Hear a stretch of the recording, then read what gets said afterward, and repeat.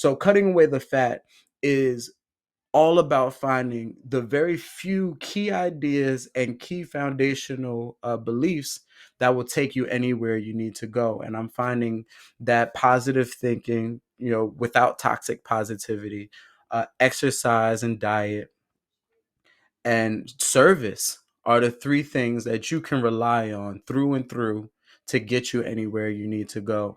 And I believe that by focusing on those things, I can help people alleviate a lot of distractions, right? And get to their goals a lot quicker.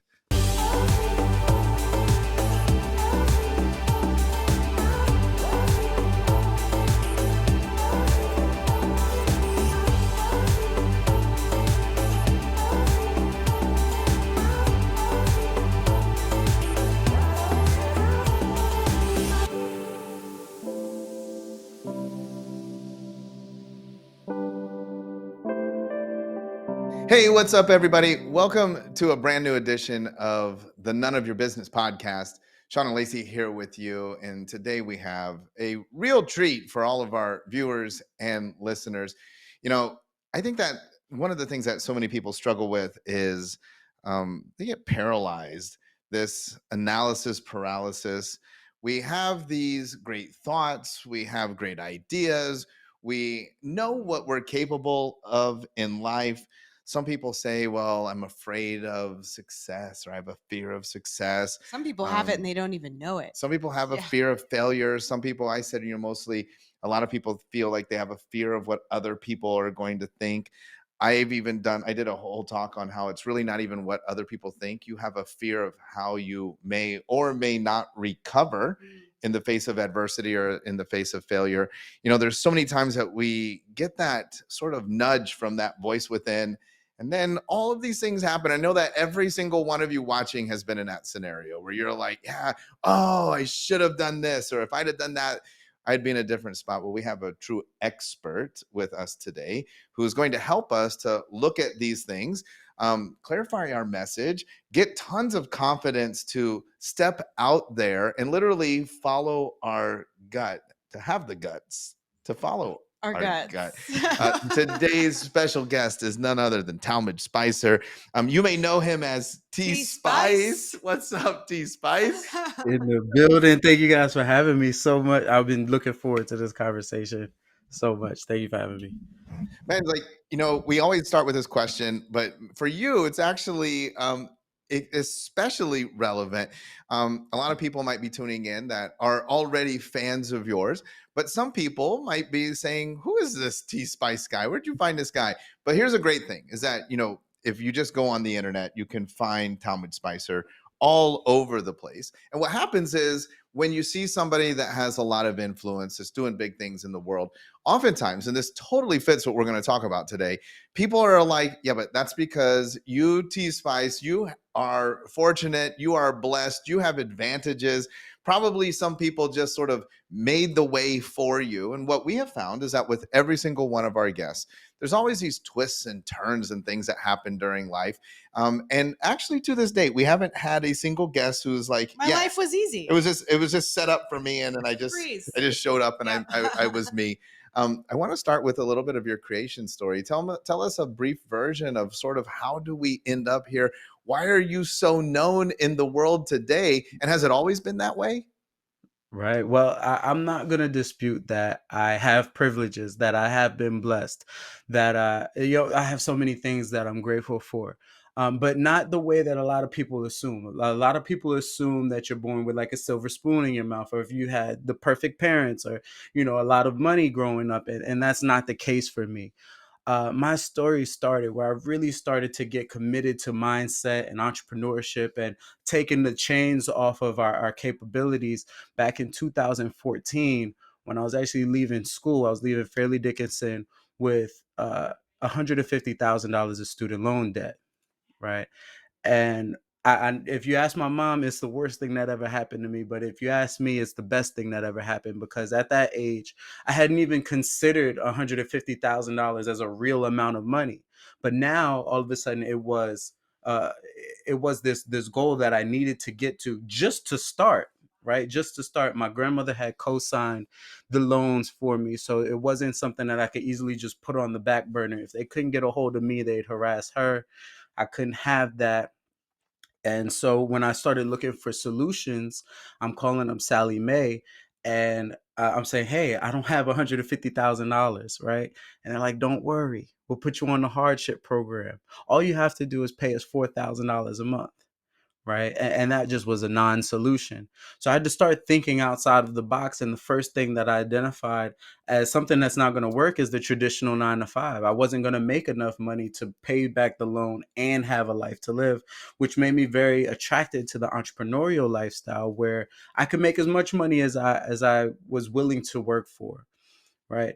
So I jumped into entrepreneurship with both feet, and I was lightly aware that mindset was a big part of it, but I had no clue just how deep that rabbit hole went, just how important it was, until I found myself in my first business making a bunch of money and having a bunch of fun, until I wasn't having a bunch of fun and my mindset deteriorated. I realized from moving from my hometown to Idaho, where I was running this business, that I didn't have an identity for myself. My entire identity was wrapped up in my familiar surroundings, my friends, my family, and I didn't have a person to be for me, by me, right? And I ended up falling into a very deep depression.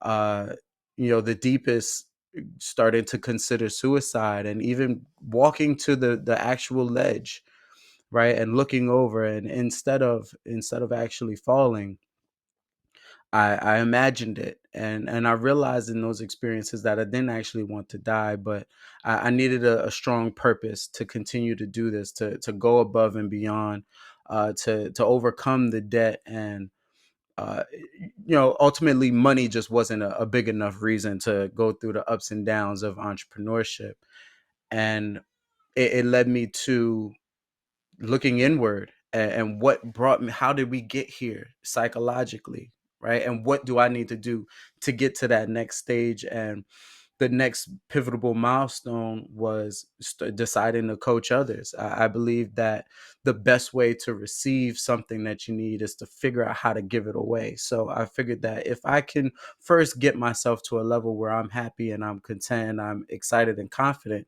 about what I'm able to do in my mindset, if I was able to then support other people in building their mindset, then it would come full circle. And that's exactly what happened and what brings me here today. Such an amazing, impactful story. And I know a lot of people don't have the guts to share and be transparent in the way that you are. And I know that you wrote your first book was titled Have the Guts to Follow Your Guts. And I love the title of that because I think that's super powerful. So many people have been given a vision or a skill or something, and it's been put inside of them, and they often tell themselves, well, I don't know if I can do that, that's not for me, and they talk themselves out of the thing that they've been given and pushed to do. So tell us a little bit about the book and that concept for those listening, because maybe it will push somebody to move into what they were designed to do. Right. So, have the guts to follow your gut sounds like just being super brave and courageous and going after it and knowing what you're going to do and then doing it. And I'm just realizing this, as we speak, that's probably how it comes off to everybody on the outside looking in. But Mhm. truthfully, from the inside looking out, it was my hard-headedness, right? It was my just go for it. It was my turn your brain off and don't overanalyze, jump into action, and get excited about taking the bumps and the bruises, learning along the way, getting better, and then finding yourself where you find yourself. Hopefully, we're a lot closer to our goals, and I've certainly accomplished a lot of the things that I set out to accomplish. But I think ultimately, what I'm trying to say is avoid the overwhelm, avoid the overthinking, avoid analysis by paralysis, what we were talking about earlier, and just do the thing. Even though my father would tell me to just do what you're told, I just had this undeniable pull or inspiration to what it is I wanted to do. And he called me hard headed. Right. And I had to jump off of the bridge to know that there was water under there, is what he would say all of the time. So I think it's that mindset that kind of put me in a ton of experiences that brought me all over the world and just built who I was and showed me what I was actually capable of, that I think a lot of people that read the book could actually benefit from, because that's not something that I see as super common. A lot of people kind of like to stay in the lines, don't rock the boat too much, but Right. you Well, know. the book is available everywhere where you want to buy books. If you're listening, I mean, jump on that. Have the guts to follow your guts. Talmadge Spicer. Make sure that you grab yourself a copy. I think it'll be extremely valuable for so many people that find themselves in that situation where you just kind of feel like you're like walking in mud, and you kind of want to free yourself to experience everything that you were destined to do in the world. But sometimes things happen. There's twists and turns in life, even cool stuff that happens, Right. little twists and turns. And you've recently had that with the birth of your child. Oftentimes what happens is that can oftentimes be something that sort of really causes you to reevaluate sort of your goals, sort of your whole Whole life. All life, of a yeah. sudden you're responsible for a whole other human being. Mhm. But this can be very positive because you can find inspiration. Mhm. For a lot of people, this could be very negative. Oftentimes now you're like, oh, now I have to be responsible. And then you, once again, you creep into all of these doubts. Should I do these things? Should I follow my dreams? Should I leave my 9 to 5 and become an entrepreneur? It's when I have to take care of a child. Tell us what that experience has been like for you, T Spice, and what you've learned through that journey.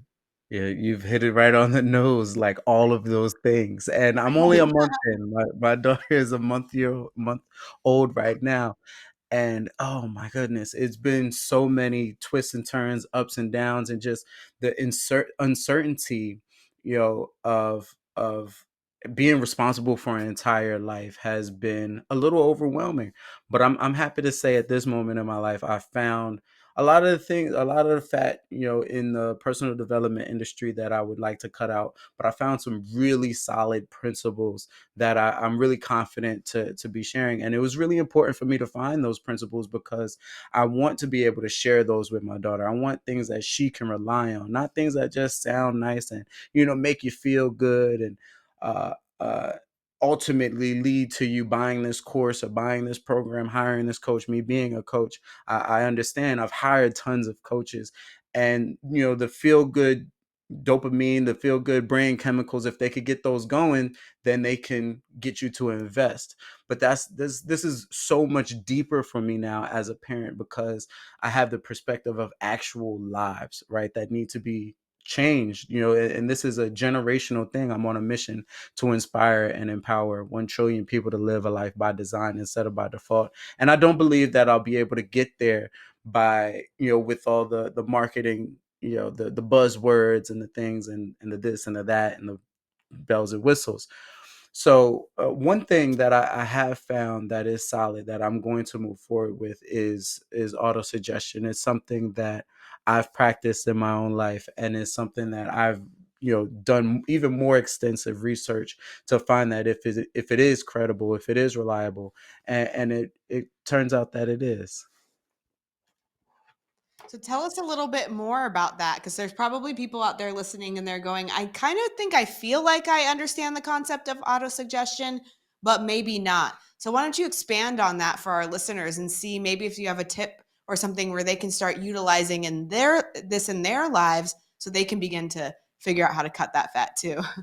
Right, right. So positive thinking is the goal, right? Right. And that's what everybody hears at first, right? But we don't hear about toxic positivity where we're just ignoring negative things, right? Mm. We also think that positivity is a means of just manifesting. If I just think I have a $10,000, $100,000, by the end of the month, I can manifest it just by repeating it to myself. And what I found that is, some of these far out concepts are not outside of your reach, but that's not exactly how it works. I've identified um, auto suggestion, right, as a means to directly manifest a mood, an attitude, and therefore an action. right? So if I think positive, I'm more likely to feel positive. I'm feeling positive, I'm more likely to act in a positive way towards my goals. And when I act in a positive way, now I'm more likely to see those results. Nothing is guaranteed, but it does put you in a far better position to start manifesting the things that you want to manifest had you not done the thing, right? And the key difference between where I was before parenthood and now is thinking that, my positive thinking is directly correlated to becoming rich, overnight, maybe in the next 90 days. And oh, losing my train of thought. Get excited. It's all Where did right. I lie? That's totally fine because I want to come back to that. I want to just take a step back. Um, we can tell, we can see you, we could hear your energy and your voice, a very positive person. But you shared that there were times when you were feeling depressed. Um, as a normal person is navigating life, how do we manage that? Because of course, if I understand what you're saying, I want to stay, of course, in a positive mood, but that's not very real because things happen.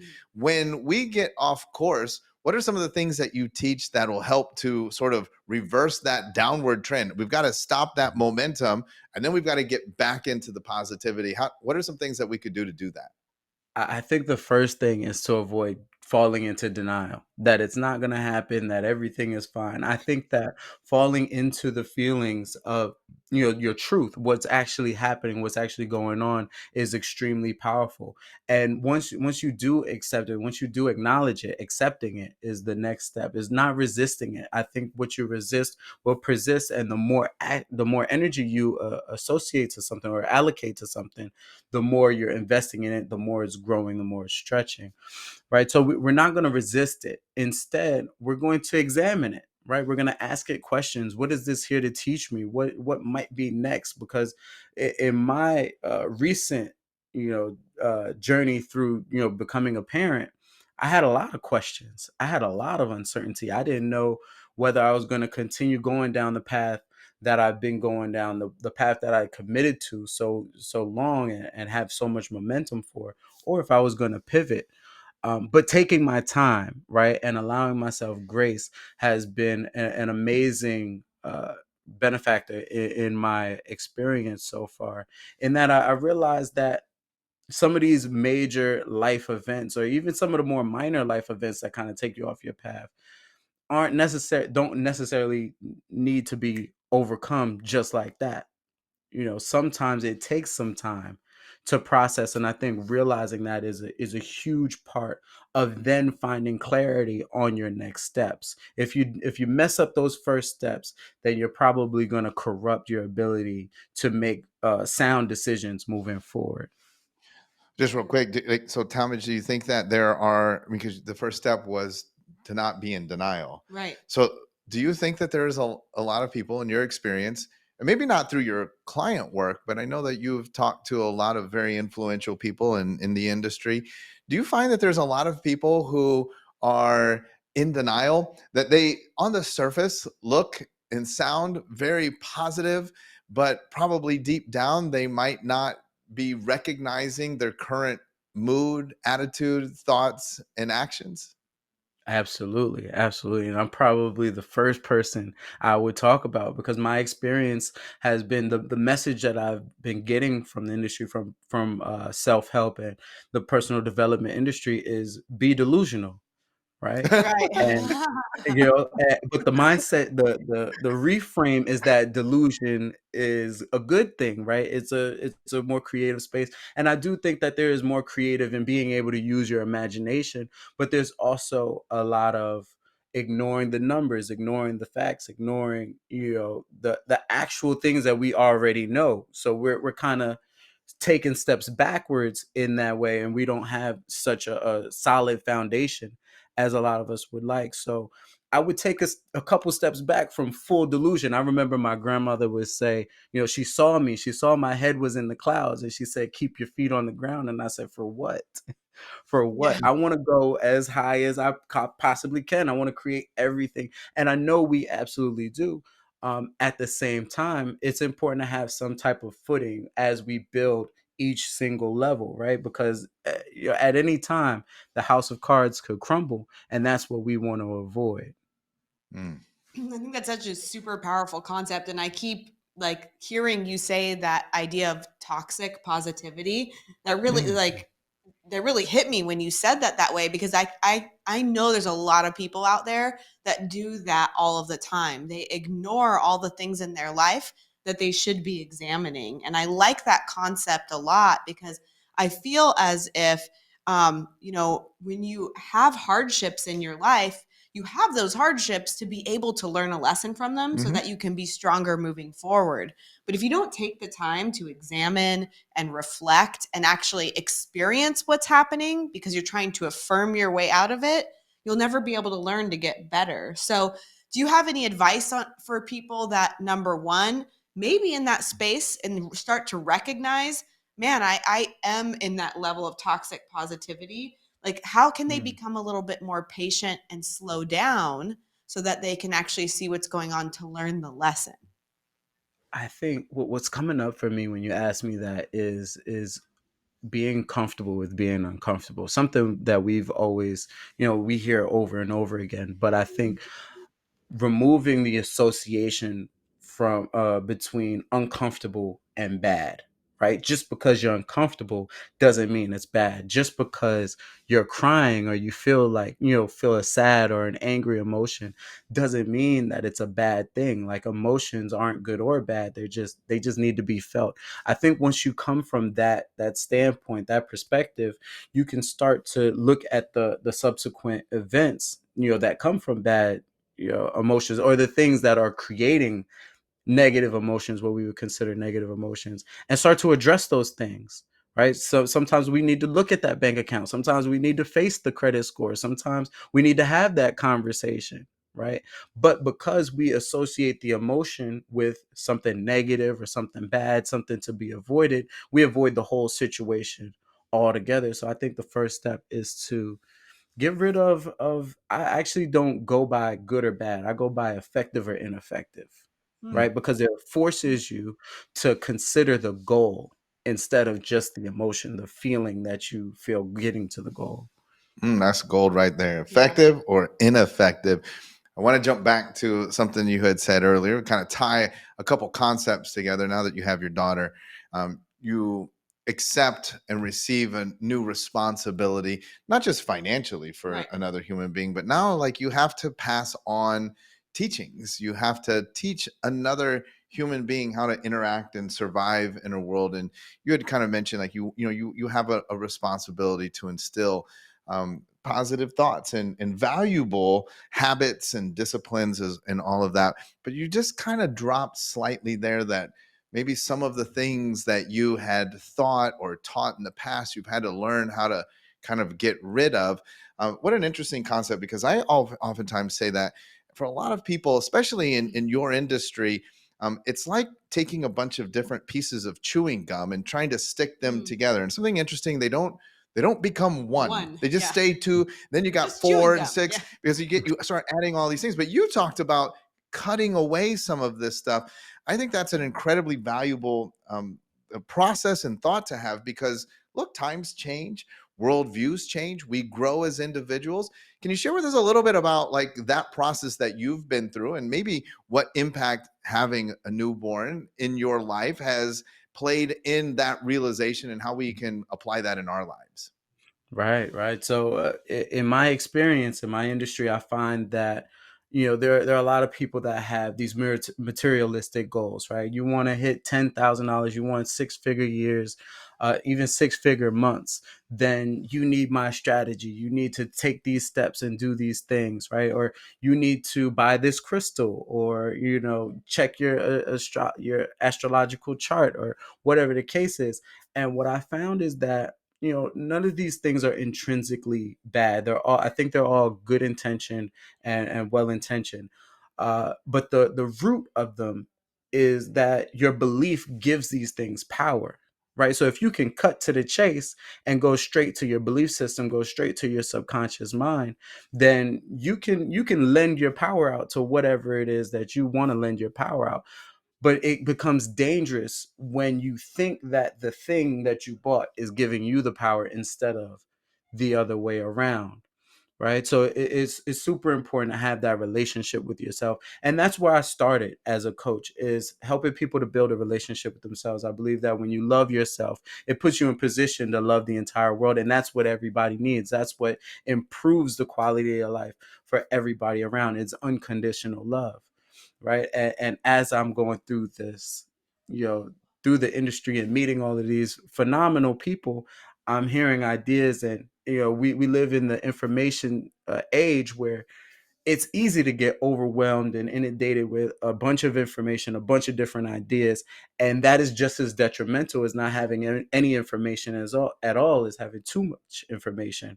So cutting away the fat is all about finding the very few key ideas and key foundational beliefs that will take you anywhere you need to go. And I'm finding that positive thinking, without toxic positivity, exercise and diet, and service are the three things that you can rely on through and through to get you anywhere you need to go.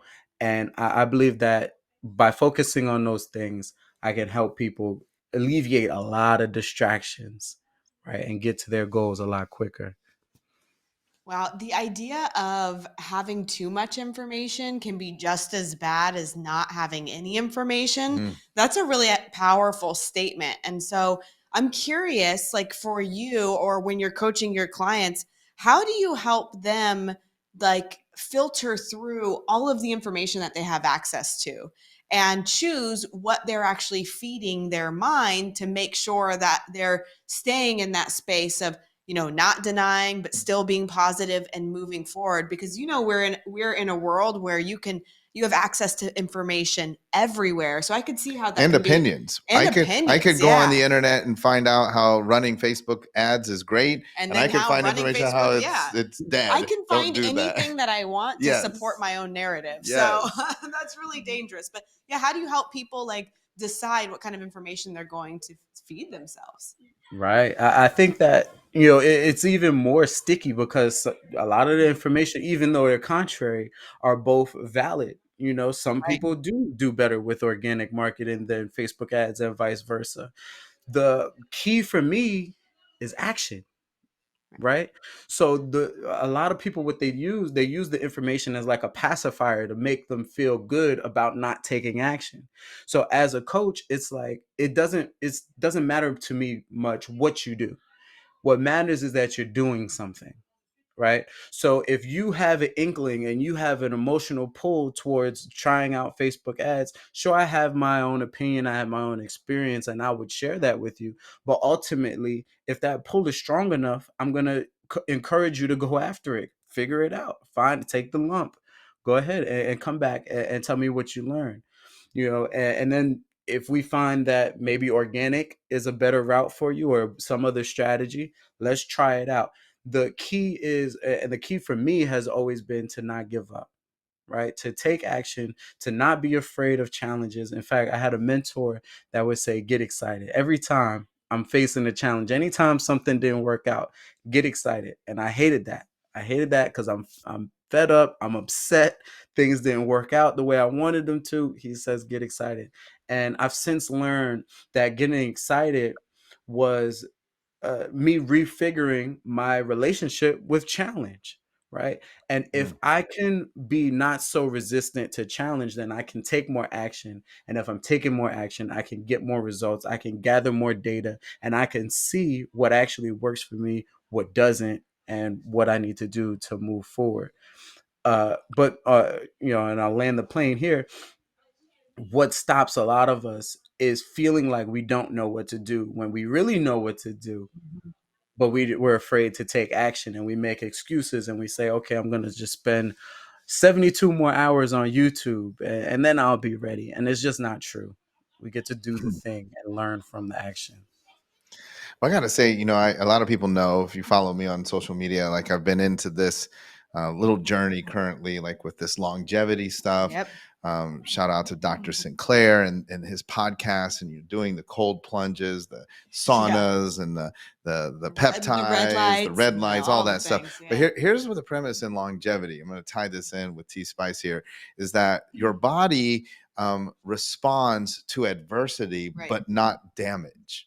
Right. And I think that's huge. Right. So, the challenges, when T Spice says challenges and getting excited. Well, the thing is like challenges are adversity. Right. And you need it. That reason why we go to the gym, and you mentioned that as one of the pillars there, right? You create adversity for your body. You're trying to lift weights, or you're trying to run, and you're huffing and puffing, and that adversity is what creates the response. Right. Your response is getting stronger. Which creates longevity. And so I love that concept of these things happen and they're challenges. And I think if we could then step back and say, hey, I recognize the challenge, the adversity, but at the same time, like I'm not dead. Right. I'm not out of the game. I'm not damaged. As long as there's adversity without damage, we have the potential to grow. At the same time, wow, what a deep podcast today, because if there is damage, you can't act like there's not. Right. You can't sprain your ankle and keep running. You need to examine. Examination. And so, man, what a phenomenal concept. Listen, everybody, I need you to remember this. My Coach T Spice. That's Coach easy. T Spice. That's the website, mycoachTspice.com. That's the social media handle. So you go on your favorite social media, you look for My Coach T Spice. You could plug in with Talmadge Spicer. He is offering all kinds of Amazing stuff. Value to the world. T Spice, man, thank you so much for being with us. This was an amazing conversation. Oh, man, thank you guys so much for having me again. I'd look forward to doing it again. Yes, absolutely. We look forward to collaborating. Let's do some stuff together. Maybe we'll do a live event or something. Because I think that, you roll up your sleeves. I can really see how you could touch people's lives, and we'd love to get you exposed more to our audience and to the people that follow us. That would be phenomenal. That's amazing. Thank you so much. All right, everybody. Well, we're going to do it again next week. We are. We'll be back again with a brand new edition of your None of Your Business podcast. It could be yours. It could be yours too. You can have it. There's several of them. All right, everybody. Until next week, have a great day.